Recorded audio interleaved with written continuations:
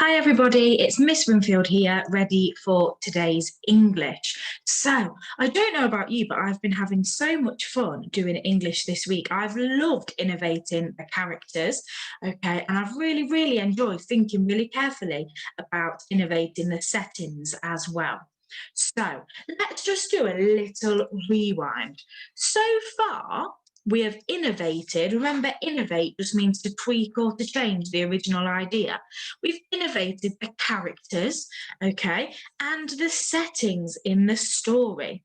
So what I'd like you to do is just tell somebody next to you, whether it's your grown-up, your friend, or your teacher in school, tell them what character did you innovate Little Red Riding Hood to?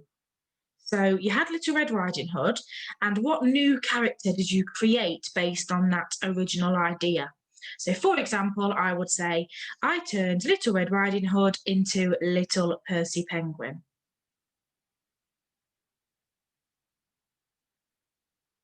Okay, so I hope you've had some discussions about that and shared your ideas. I've seen some fantastic ones this week. I was so impressed, especially with Grace in my class, because her new characters seem to be based on fruit. So I think we had something like Bad Blackberry, we had Little Sweet Strawberry. Okay, so they were really lovely to see and so creative. And I've seen some princesses as well. So it is just super. And can you tell your partner or your grown up or whoever a different scene? So, for example, I innovated Grandma's house and I innovated that and created the new idea of Sunny the Seal's habitat. So, can you tell somebody one of your innovated scenes? What did you come up with?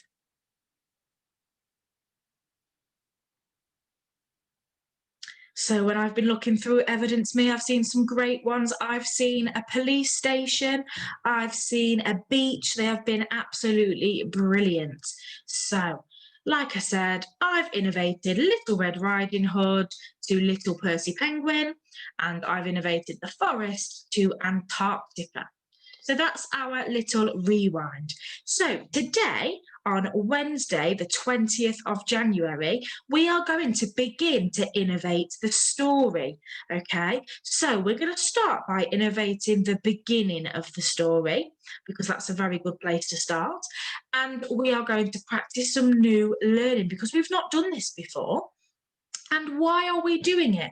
Well, it's so that we can begin to innovate our own version of the traditional tale. So by the end of this week, you will have a plan. You won't have written it yet, and that's okay. So we're going to do that next week.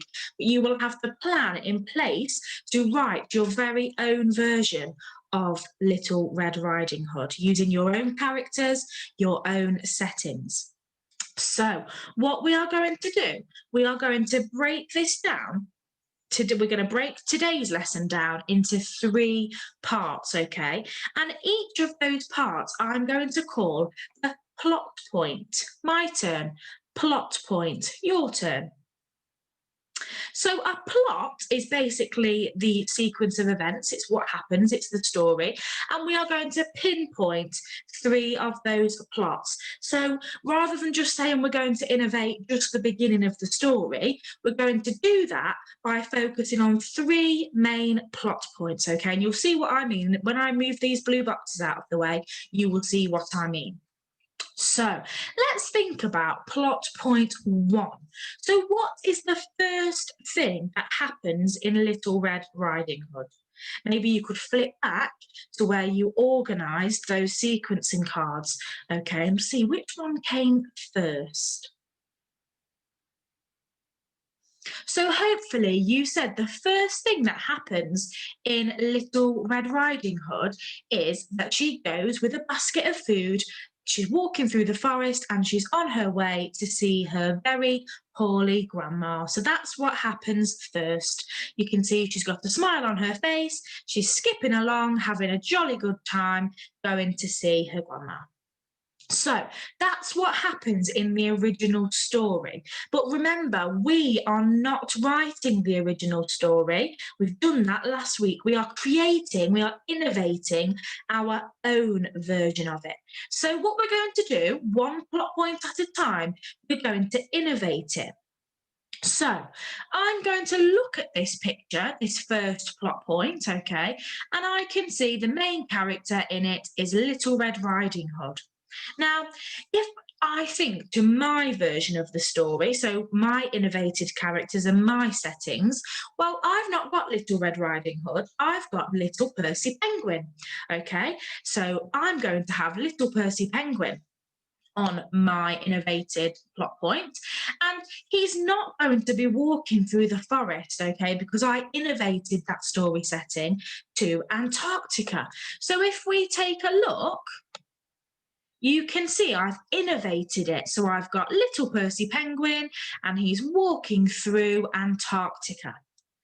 So I've taken the first plot point and I've innovated it using my characters from before and my setting. Now, this isn't an opportunity for you to invent more characters, even though you've got brilliant imaginations and you're so creative. And it's not an opportunity for you to create more story settings. That's why it's really important to rewind and take a look back at the characters and the settings you created. Okay, so I've innovated the first plot point. So I might say, when it comes to next week, when I'm writing, I'm just going to fast forward and front load my thinking. I might say, once upon a time, there was a little penguin. His name was Little Percy Penguin.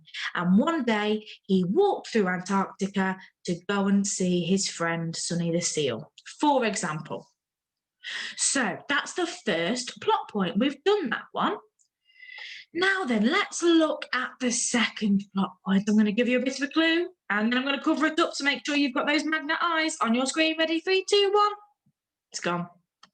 What happened in the second plot point? So she was walking through the forest in plot point 1. Okay, she was walking through the forest. Thinking about the original story, who did she meet or who did she bump into? Can you tell somebody next to you? Whisper it into your hand. Ready? Throw it to me. The wolf. She bumped into the wolf, as we can see. Okay, so she's walking through and she's bumped into the wolf. Now, thinking again about my innovated version of this story, Little Percy Penguin here, he's not going to bump into the wolf, is he? Because if I just go back, I don't have a wolf in my story. I have the massive, mean mammoth. Okay, so the Percy Penguin is not going to bump into the wolf. He's going to bump into the massive, mean mammoth. Okay, so again, I've innovated this plot point. I've tweaked it and I've changed it. And now you can see that Little Percy Penguin, he's walking along, minding his own business, and bam, he comes across this massive, mean mammoth. Okay, so you can see how I've tweaked and changed. I've innovated the original, and this is what has happened. Okay, so again, thinking about the third plot point, let's think back to Little Red Riding Hood, the original story. She's walked through the forest, let's rewind. She's bumped into the wolf, and then the wolf says something to her. Can you remember what he says? Asks her something. What did he say? I'm going to choose somebody to tell their teacher in school. I'm going to choose Lewis. Can you tell Miss Khan what did the wolf say? And I'm going to choose somebody at home. I'm going to choose Joseph. Can you tell your mummy what did the wolf say? Let's see. There he is. He's asking Little Red Riding Hood a question, and he's saying, "Where are you going, little girl?" So he's being nosy and he wants to know where she's going. And we all know what comes next, but we're going to do that tomorrow. So let's not get too excited, Miss Winfield. So we've got our original third plot point, okay? So it's a point in the story. It's one of the events. And the wolf is asking Little Red Riding Hood, where are you going? Now, my innovated characters, we've got Little Percy Penguin and the massive mean mammoth. Okay, so they are going to be the main characters of this plot point. They are going to be featured in this scene. So, am I going to have a wolf asking Little Percy Penguin where he's going? What do you think? Yes or no? Show me. Well done if you said, no, I'm not. And I'm going to choose somebody to tell your grown up why not. I'm going to choose Sky because you've been impressing me so much with your home learning. Can you tell your wonderful mummy why? Why am I not going to have a wolf in my story? And I'm going to ask somebody in school, I'm going to choose Fox. Can you tell Mr. Rogers why you're not going to see a wolf in my story? Pause the video now and have those discussions for me. Everybody else, you can join in as well. Okay, so you're not going to see a wolf because remember, I've innovated my story. I don't have a wolf, I have the massive, mean mammoth. So if I move my last box out the way, let's just get rid of that one. And let's get rid of this one. There we go. So you can see the massive mean mammoth stood with Little Percy Penguin, and I've put a question mark above the massive mean mammoth's head because he's saying, Little Penguin, now where do you think you're travelling to? So I've changed my words. I'm not saying, where are you going, little girl? Because for a start, he's not a little girl, he's a little penguin. And the mammoth is not saying, where are you going? He's asking the penguin, where is he traveling to? So I've used some different language there. So I have innovated successfully the beginning of my story. Now, this isn't the one that you're going to be doing at home, okay? You're going to do this bit. You're going to innovate these 3 plot points, but you're not going to do this bit because obviously this is Miss Winfield's story and it wouldn't make sense for you. For example, if Grace is using her super fruity characters, it wouldn't make sense for Grace to have a penguin and a mammoth on there. Okay, so you're innovating it using your own ideas. And that's where we lead on nicely to your turn. So you don't need a worksheet, okay? You can literally split your book into 6 sections. You can have the original plot points along the top and the innovated ones along the bottom. And you are just going to draw for me. The only bits you might want to write is this bit. So original plot point 1, 2, and 3, and then innovated plot point 1, 2, and 3. So it's clear, okay, which plot point you have innovated. So up here, this is where you will have the original story. So you will have here Little Red Riding Hood. Okay, let me go back. Let me show you. Let me just put a screen over that bit so it doesn't get confusing. You will have as your first plot point, okay, Little Red Riding Hood walking through the forest. You might want to draw that. That's one.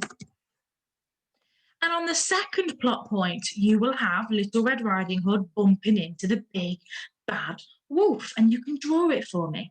And then thirdly, you will have the wolf asking Little Red Riding Hood that very important question of, where are you going, little girl?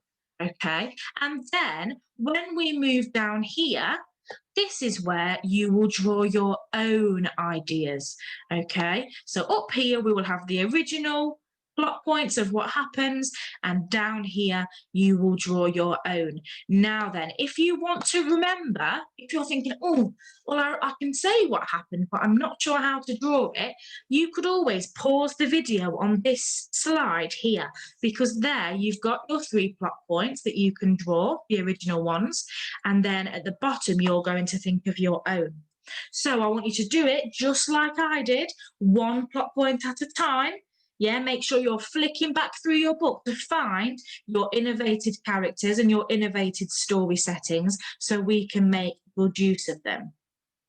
I'm super excited to see what you create.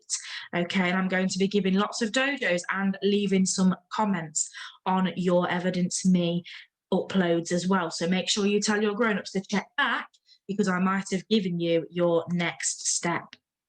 Right then, have a wonderful Wednesday and I will see you all soon.